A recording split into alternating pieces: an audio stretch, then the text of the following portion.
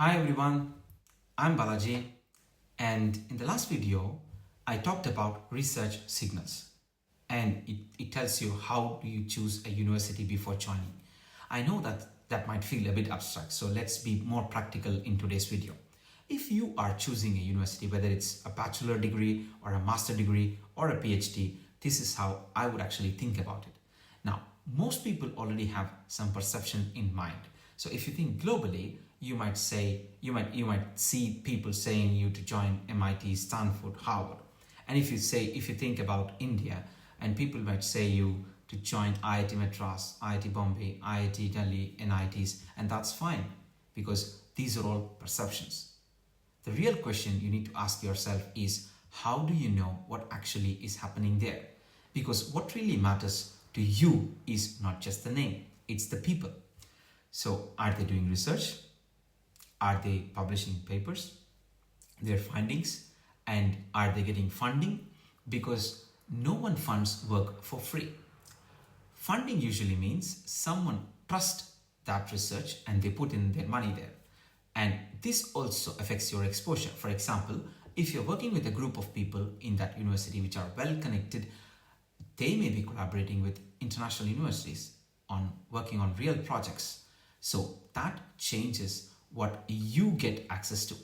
So even for a bachelor's or a master degree, this matters a lot because you're not just learning content.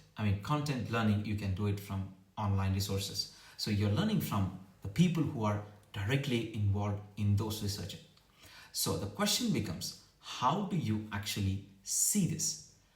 This is not really available in any of their websites. Maybe someone can give us some data, not completely, and this is not definitely available in their brochures. So how do you actually get all these information? And for this, tools like OpenRLens can help us dive into and try to understand what's happening in that university. So let's try to quickly jump into the tool and try to understand what is there in that tool. I'm going to have the OpenRLens open. So they have this nice tool. You have home, discover, compare opportunities about researcher and the institutional intel. Let's see. We have a quick tour as well. So welcome to OpenRLens. It's a research intelligence platform for students, faculty, and institutions. So let's try to do next. Okay, so we can analyze the program and whatever the program is, and then to get those 13 signals what they promise. Okay, they also have the opportunities where we can try to browse in for a master degree or a PhD or a postdoc for funding. Of course, these are all for fund. And then we can also see browse by field. Okay, this is interesting. So we can also search for a quick institution, and that's it. Okay. So let's try to go with the university. For example, since I'm in Cyprus, I'm going to use Cyprus, University of Cyprus as an example. I'm going to judge anything here. So I'm not judging here anything. I'm just trying to type University of Cyprus, and okay. And since I told you I'm a power system guy, so I'm going to do an electrical engineering search here, and let's say they are giving for 2 years. Let's try to explore for 2 years now. Okay, once I click, I'm getting analyzing electrical engineering in that university. So they are trying to build the research database, as I can see. Okay, now I got the results very quick. It's really quick. And okay, you can see the verdict here, direct verdict. So research-led program, but that's fine. So they also say which is good for you. You have independent PhD, doctoral research, funding is good, the depth of research is good. So this is really good, and I think the consider carefully if making a decision. I think this is just like a disclaimer, I would say, making a decision based on solely your idea and not just the data that they provide. This is really good, and then they also try to do this foundation with the 1,000 papers that they have. Okay, I think if you sign in, you can get more features. And okay, so you can also check for the research fit. Okay, so since I'm really working on power system resilience quite for some time, so let me just type power system resilience to see who is involved there, and I'm going to take just a match. So let's say I am interested in working on power system resilience. So this is my match. Okay, so it seems like you can type in with your own words here, and it somehow intelligently try to get the match of the results.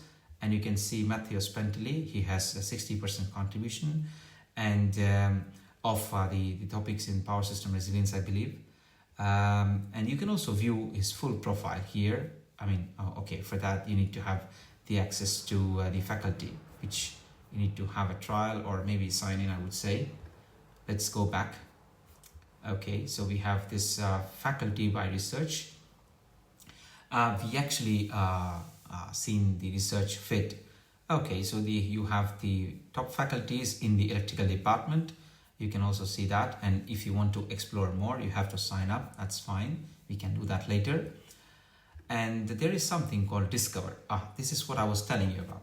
And since, I mean, in recent days, you can see many people who are working on artificial intelligence, machine learning and stuff. So let's try to quickly artificial intelligence. Yeah, it's already there. And also, I mean, let's say I will also type machine learning, for example. Okay, so they have this or and. So if you want to search for both the topics together, you can have and feature, or if you want to see any one, let's say, you can have or. That's really cool. And I would say, like, since artificial intelligence, this ChatGPT and stuffs like that are mostly in the year 2022, if I remember correctly. So let's check from 2022 until 2025, since this year is actually going in, so I don't want to really check for the latest data. Rather, I would just check for, let's say, 2025, okay? And if I just click Discover, let me just try to jump in and see what is happening here. And they also say that Picker Research, we will rank the institutions worldwide by real output in terms of publications, citation depth, and independently led funded works. So let's see what's OpenRLens is offering us. Okay, that I got these results. Okay, so you can see here the results are based on the continents.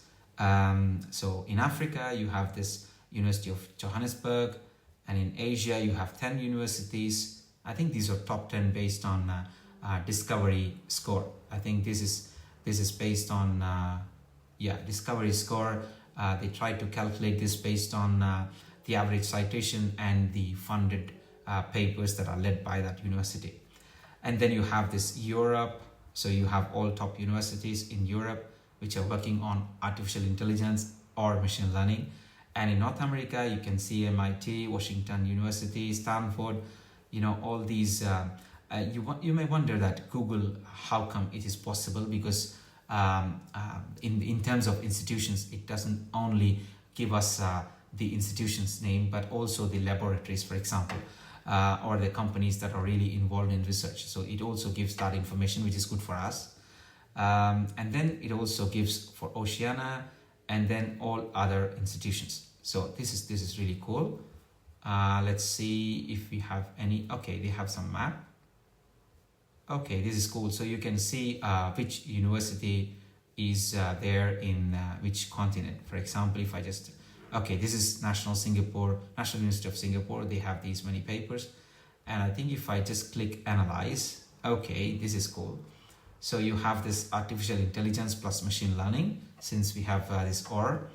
I think this is by default, it is just saying you have both the names that are searched, but the logic remains like it is or and, okay. So even for this, this is for National University of Singapore. As I said, this is just for, it's not like we are judging anything, it's just the data. So you have this here. This is very good. So this is early research activity. So it's good for independent PhD. So grant fund is there, focus on depth is there. But here you have some constraints that are told by this. So it's consistent annual output matters. So this program is fluctuating maybe. I think this is because in terms of AI world, so you have many papers and many technologies that are coming in, jumping in. So maybe there is a problem in that, but I think this is good. And to get a complete picture, you need to sign up. Okay, let's do that later. And you can also see the faculty and research fit in. So we already saw that for a previous university, so I'm not going to waste your time. And let's go to the next feature, that is compare. So here, if you see compare, I think you have to select the name of the institution. I think before that you need to check for cross program. I think this is because, for example, I can search for a university. Let's say in University of Cyprus, I'm interested in electrical engineering, and let's say in University of Manchester, I want to do computer science. Okay, so maybe I think this is what cross program is. Let's see that. Yeah, so you have the programs given. Let's say, for example, I have University of Cyprus. Okay, it's taking time. And then I have University of Manchester, let's say. Yeah, I got it. So in the University of Cyprus, I'm going to do, let's say, for example, electrical engineering. And in University of Manchester, I'm interested to do, for example, computer science. I mean, there is a possibility that you can check for the same program, both universities as well. I'm just trying to explore this cross program on, and you can just do it for 2 years, or maybe you can increase it. And then I'm going to compare these two universities. I think it is telling that this may take typically for 15 to 30 seconds. And you can see here we are searching for electrical engineering and computer science. So we have, yeah, this is really cool. So they are giving us, in terms of data, and note that I'm not going to judge anything here. So from the data, this tool says that University of Cyprus in electrical engineering, they have very good score compared to University of Manchester in computer science. So here they are getting 56, and they have also this signal radar. So they give all these scores. You know, we can search. I mean, these are the metrics that I mentioned in my last video. If you see, the structure must be there, the funding signals must be there, and then the mentorship. This is what is really interesting for me. You know, the mentorship index diversity, for example, how many newcomers, how many new first authors are there, which really correlates to how many new people are entering into the ecosystem. And also gender bias. For example, some universities may have all males or all females, you know, there need to be a proper mix between genders. So here you have 25% female, 75% male. So here 23% female and 77% male. But I think they also mentioned that out of 78, 38 are unresolved. So it says that since they also mentioned that it's just a probability of the name, so we don't really have to believe on that, but it's at the same time you get a signal of that. Okay, so they also give the comparative remarks.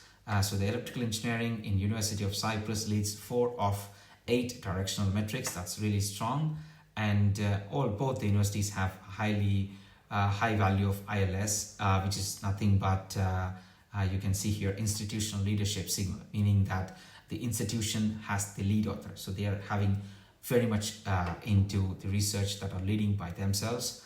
That's really great. And then they also have this, 32-point overall score gap between the electrical and electrical engineering in University of Cyprus and computer science in the University of Manchester. Okay, this is really cool. Okay, I'm just going to do quickly a new comparison just to make sure that, I'm not going to do for this cross program, and I'm going to select for, let's say, computer science, and I'm going to say University of Cyprus and University of Manchester. Let's try to compare University of Cyprus and Manchester in the same program of computer science. So let me compare. I'm not going to change the year, so I kept the year the same, 2023 to 2025. And it is just searching, analyzing the two universities. Okay, this is really cool. So it says that University of Cyprus is even good in terms of computer science. That's really great. Good to know. So here it says that it is strong. It has very good structural funding, and University of Manchester, it is still developing, and they have, I mean, though they have very good institutional leadership signals. I mean, something is really odd here. So the collaboration maybe. So these guys have the best here in terms of collaboration dependency, which is very low. I mean, if you have very low collaboration dependency, it means that you're not really dependent on others. And in the case of Manchester, it has slightly above, and these are all good. I mean, this is really cool. So I think these are all the basic functionalities that we can explore without even signing up. I think if we sign up, we can have a very good insight about all the data. I think they are giving as an Easter offer for free for students and faculty. That's really great. Okay, so they have a real result. Okay, let's try to see machine learning in MIT.